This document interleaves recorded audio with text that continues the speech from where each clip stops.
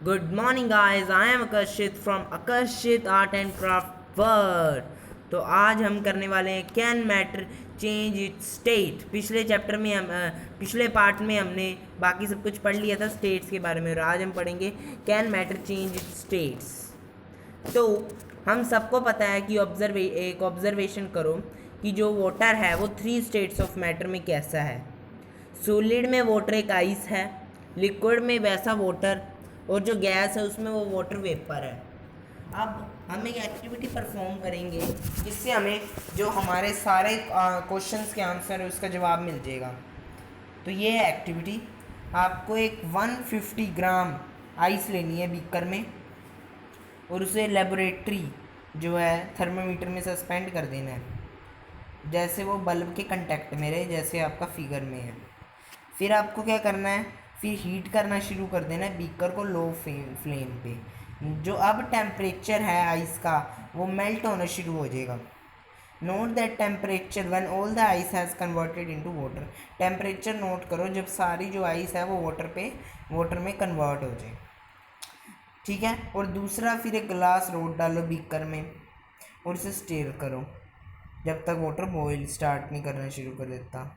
अब उसके ऊपर आई रखो थर्मामीटर पे, और अब हमें इससे क्या पता चला और फिर वो गैसियस स्टेट में चेंज हो जाएगा, मतलब वाटर वेपर हो जाएंगे। इससे हमें क्या पता चला कि जो इंक्रीज अगर आप करोगे टेम्परेचर, तो सॉलिड की जो काइनेटिक एनर्जी है पार्टिकल्स की वो बढ़ेगी, और उस वजह से पार्टिकल्स वाइब्रेट होना शुरू करेंगे ज़्यादा स्पीड से, और जो ओवरकम हो जाएगी फोर्स ऑफ अट्रैक्शन जो सॉलिड्स के बीच में होती है पार्टिकल्स में, वो, ठीक है। तो फर्स्ट ये, और नेक्स्ट, और यह है पार्टिकल लीव करते हैं अपनी फिक्स्ड पोजीशन और मूव कर देते हैं फ्रीली स्टार्ट। एक स्टेज आता है कि जब सॉलिड मेल्ट हो जाता है तो वो लिक्विड में हो जाता है, और जो मिनिमम टेम्परेचर होता है जहाँ पे लिक्विड मेल्ट करना शुरू करता है वो एक एटमॉस्फेरिक टेम्परेचर बन जाता है, जिसे हम मेल्टिंग पॉइंट कहते हैं। मेल्टिंग पॉइंट जो होता है सॉलिड का वो इंडिकेट करता है स्ट्रेंथ, वो स्ट्रेंथ इंडिकेट करता है फोर्स ऑफ अट्रैक्शन जो पार्टिकल्स में है। मतलब अगर 100 डिग्री पे वो मेल्ट हो रहा है तो क्या है वो बताता है कि वो अच्छा है वो particles of force of attraction है कि नहीं। अब जो मेल्टिंग पॉइंट है आइस का वो है 273.5 के, मतलब K is equal to kelvin. Kelvin क्या है? केल्विन एक ऐसा यूनिट है टेम्परेचर की जिसमें 273 के पॉइंट 15 जो के है वो 0 डिग्री सेल्सियस है। फॉर कन्वीनियंस जो 0 डिग्री सेल्सियस है उसे वो 273 के किया गया ताकि बच्चों को ज़्यादा मुश्किल ना आए 15 याद करने में, ठीक है। ये राउंड ऑफ किया गया डेसिमल को। और to change the temperature on the kelvin scale to the Celsius scale आपको सब्ट्रैक्ट करने पड़ते हैं 20 C 70, और जब आपको इसका उल्टा करना होता है तो आपको ऐड करने होते हैं, ठीक है। तो जब process of melting that is change of solid into liquid state is known as fusion, इसे हम फ्यूजन कहते हैं। A solid melts, its temperature remains the same. So where does the heat energy go? अब solid तो melt हो गया, अब उसका जो टेम्परेचर है वो तो सेम रहा, फिर ये हीट चली कहाँ गई?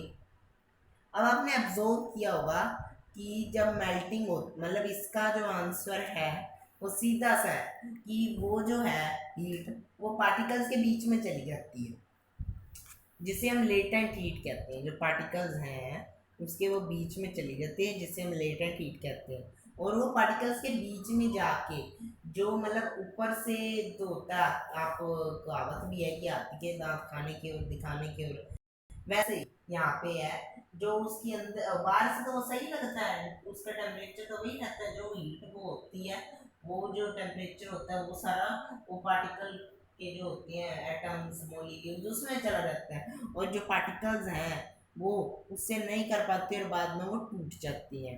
अब इसी की आपसे डेफिनेशन पूछी जाती है, amount of heat energy that is required to change 1 kg of solid into liquid. मतलब यहाँ पे है कि अगर 1 किलो जो है सॉलिड का उसे आपको लिक्विड में चेंज करना है एटमॉस्फेरिक प्रेशर में, उसके मेल्टिंग पॉइंट पर जो अमाउंट ऑफ हीट एनर्जी जो चाहिए होगी वो होगी लेटेंट हीट ऑफ फ्यूजन। ठीक है। और when we supply heat energy to water, तो पार्टिकल्स वो स्टार्ट करना शुरू कर जाते हैं ज़्यादा तेज, और बहुत ज़्यादा तेज, और फिर एक पॉइंट आ जाता है कि वो उनके वाटर वेपर्स बनना शुरू हो जाते हैं। तो जब तो इससे एक बॉइलिंग फॉर्मूला है, ठीक है। The temperature at which liquid starts boiling at atmospheric pressure is known as boiling point. Boiling जो है वो बल्क फिनोमिना है। जो पार्टिकल्स होते हैं बल्क में वो लिक्विड गेन करते हैं इनफ एनर्जी, और वो वेपर स्टेट में चेंज हो जाते हैं। तो अब हमने ये पढ़ लिया, बाकी इतना कुछ था नहीं। और नेक्स्ट हम पढ़ेंगे कि हम सॉलिड को गैसियस में कैसे चेंज कर सकते हैं। तो हमें क्या करना है, कैम्फर लेनी है, कैम्फर ले लो और उसे क्रश कर दो, और एक चाइना डिश में डाल दो। चाइना डिश में डालना, उसके बाद क्या करना है, एक फनल उसके ऊपर रख दो, इन्वर्ट कर दो, और फिर उस फनल के ऊपर एक कॉटन प्लग जो रूम होती है वो लगा दो। तो फिर अब क्या होगा, जो हीट है वो स्लोली उसे हीट करो धीरे धीरे, और अब क्या होगा, जो अंदर है जो सारा सॉलिड था वो गैस बन जाएगी, अंदर पिंक हो जाएगा सारा। और इस जो अब इसे हम कहते हैं sublimation. The change of state directly from solid to gas without changing into liquid state is called sublimation. और जब आप इसे निकाल दोगे, इसे ऐसे रख दोगे एटमॉस्फेयर में, आप उठा करके जो ये है प्लेट चाइना डिश, आप क्या देखोगे, ज़्यादातर तो गैस होगी, लेकिन जो वो गैस है वो वापस सॉलिड में होगी अब। तो इसे हम कहते हैं डिपोजिशन। तो अब ये हमने पढ़ लिया, ये देखो, सॉलिड से जो डायरेक्ट गैस में जाता है सब्लिमेशन, और गैस से जो साथ आता है वो होता है डिपोजिशन। और अब सॉलिड से जो लिक्विड में जाता है वो फ्यूजन, और लिक्विड से सॉलिड के लिए सॉलिडिफिकेशन। लिक्विड से गैस में आपको पता है वेपराइजेशन, और गैस से लिक्विड करने के लिए कंडेंसेशन। ये इंपॉर्टेंट है, ये आ सकता है, इसका ध्यान रखिए। और next, effect of change of pressure. अब हमने क्या पढ़ा, मम्मी ने पढ़ा है वेरियस स्टेट्स ऑफ मैटर जो है कांस्टेंट पार्टिकल्स के बीच में। तो अब क्या होगा कि हम सीखेंगे कैसे गैस को लिक्विफाई किया जा सकता है। हम प्रेशर अप्लाई करके और टेम्परेचर रिड्यूस करके लिक्विफाई कर सकते हैं गैसेस को। अब आपने कभी सुना है सॉलिड कार्बन डाइऑक्साइड, जो ड्राई आइस जिसे हम कहते हैं, ठीक है, जो सॉलिड कार्बन डाइऑक्साइड होती है उसे ड्राई आइस कहते हैं। तो उसे अगर आप हाई प्रेशर के अंदर स्टोर कर दो तो क्या होगा, सॉलिड जो CO2 है वो डायरेक्टली गैसियस स्टेट में हो जाएगी। जो डिक्रीज ऑफ प्रेशर होगा वो सिर्फ 1 एटमॉस्फेयर का होगा। एटमॉस्फेयर है यहाँ पे, atom is a unit of measuring pressure exerted by a gas, ठीक है। और ये इसमें लिक्विड चेंज में चेंज नहीं होगा इस। और अब ये रीज़न क्या था, जो सॉलिड कार्बन डाइऑक्साइड है उसे हम ड्राई आइस इसलिए कहते हैं। सो हमें क्या पता लगता है कि टेम्परेचर और प्रेशर डिटरमाइन करता है स्टेट सब्सटेंस की। कोई भी जो उसका टेम्परेचर होगा, जो उसका प्रेशर होगा, चाहे वो सॉलिड है, लिक्विड हो या गैस। ओके, नेक्स्ट, ये आप याद रखना, यूनिट ऑफ प्रेशर जो है वो पास्कल है, PA। नेक्स्ट है इवेपोरेशन। इवेपोरेशन जो है, अब आप एवरीडे लाइफ से एग्जांपल्स ले लीजिए। मतलब अगर आप देखो, आप खेल के आते हो बाहर, तो क्या होता है, अब जब खेल के तो एक बार तो आपको पसीना आता है, गर्मी होती है, लेकिन आप देखो कुछ टाइम बाद आपकी जो बॉडी है वो आप बात देखो ठंडी हो जाती है। वो क्यों होती है, वो इवेपोरेशन की वजह से होती है। इवेपोरेशन में क्या होता है, जो आपके अंदर सारी गर्मी होती है वो सारी बाहर इवेपोरेट हो जाती है, सारी निकल जाती है, और आपका जो अंदर का टेम्परेचर होता है उसे कूल कर देती है। इसे हम इवेपोरेशन कहते हैं। तो जो phenomena of change of liquid है वेपर्स में एट एनी टेम्परेचर, कोई भी टेम्परेचर इसके लिए नहीं है, ये किसी भी टेम्परेचर पे कर सकते हैं, उसे हम कहते हैं इवेपोरेशन। और नेक्स्ट एक एक्टिविटी है जिसमें हमें बताया गया है कि इससे इवेपोरेशन बढ़ सकती है और घट सकती है, फैक्टर्स जो हैं।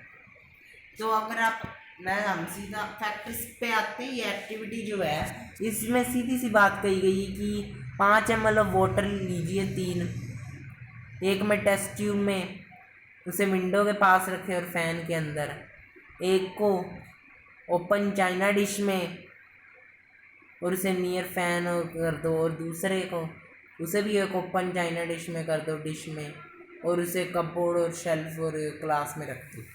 अब ये रिकॉर्ड करो रूम टेम्परेचर और देखो क्या होता है। और जब ये तीनों स्टेप्स ऑफ एक्टिविटी आप रेनी डे को करोगे तो क्या होगा। तो अब बस इससे हमें क्या पता चलता है, 4 फैक्टर्स हैं।